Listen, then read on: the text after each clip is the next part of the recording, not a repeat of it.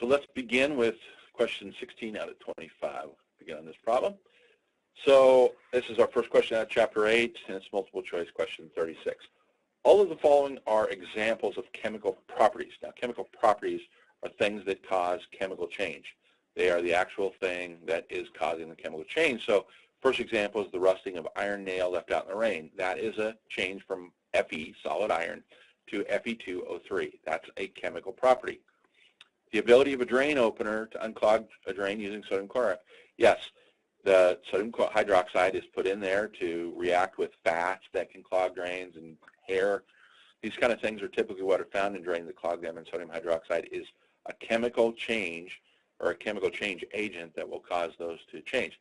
3, chlorophyll being responsible for the green color of leaves. That's a statement of fact. Chlorophyll is green, but it doesn't say anything about its chemistry or the chemical properties. So let's leave that one as the best choice for now. Consider the other two. Heat being given off by burning a natural gas in kitchen stove. That's the key. Burning. Burning is combustion. That's where the heat evolves. There has to be a chemical change to cause that heat. So that is an example of a chemical property. And then the low pH of stomach acid. Again, that's due to the acid, and it's reacting with other things in your system. So that is also a chemical property. So the best answer here appears to be the third one, chlorophyll being responsible for the green. It just is responsible for the color. If they would have said for energy systems inside, that would be chemical, but this is just an observation of its color. Let's move on to question 17. According to the following balanced reaction, how many moles, let's get this a little smaller, how many moles of NO are formed from 8.44 moles of NO2 if there's plenty of water present? So pull this down here a little bit so I can still read the problem, and then this allows me to write it or not.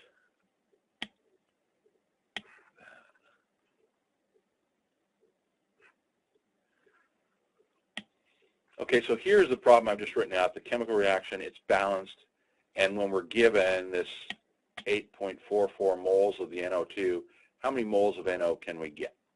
So what are we given? What do we want? We're given 8.44 moles of NO2, and what we want to know are moles NO. So we're going to cancel moles of NO2, and we want to replace that with moles of NO.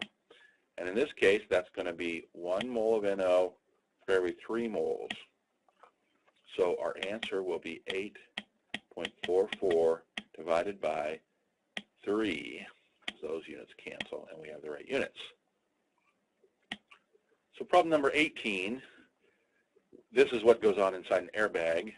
Sodium azide reacts to give 2 moles of sodium and then 3 moles of N2, and it's that gas that going from a solid, which is very dense, to gas, which is very, not dense. It provides a lot of cushion when you slam into your dashboard, and that's the way it works. It goes from a small amount of material to a large volume of gas.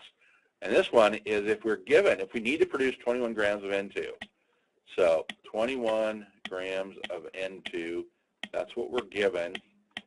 What we want to know is how many grams of NaN3 are required to produce that. So this calculation is going to be one where we go grams to moles, because grams do us no good, and that is moles of N2. And then we go to moles of NaN3, and then we go to grams. So to start with, 21 grams of N2. First step is to cancel grams of N2, put moles of N2 on top, and you look that up, that's 28 for 1. Cancel those units. And then we want to get rid of moles N2 and make that moles of NaN3. That comes out of the stoichiometry. It's a 3 up there, and it is a 2 there. And I'm running out of time here. The next step is just to convert that into grams, and then you're done. That will give you your answer.